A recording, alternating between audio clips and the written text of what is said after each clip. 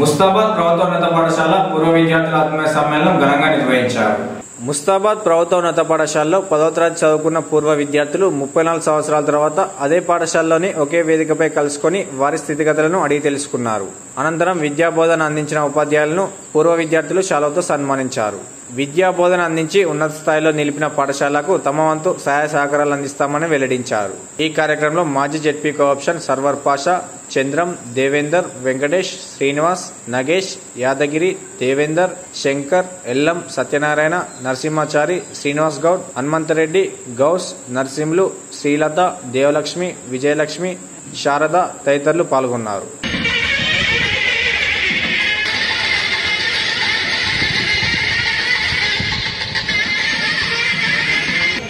10 మంది ఉన్నారు.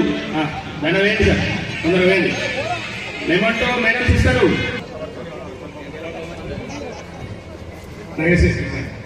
కనపడతలేదు. సపోర్ట్లు కొడితే సన్మానంలో పాల్గొన్నట్టే, సపోర్ట్లు కొడితే సన్మానంలో పాల్గొన్నట్టే. మనం కూడా అందులో ఉన్నట్టు అందరు పట్టుకోదండి, అవసరం స్టేడియంలోనే జస్పేట అలాగే ఉండండి.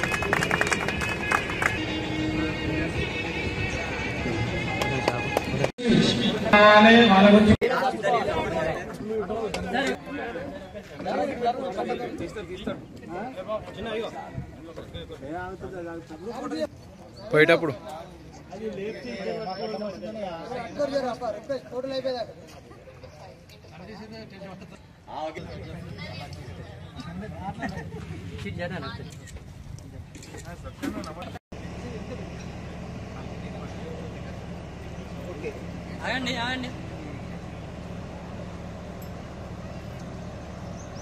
ఎందుకంటే నాకు ముస్తాబాద్ అంటే చాలా అభిమానం.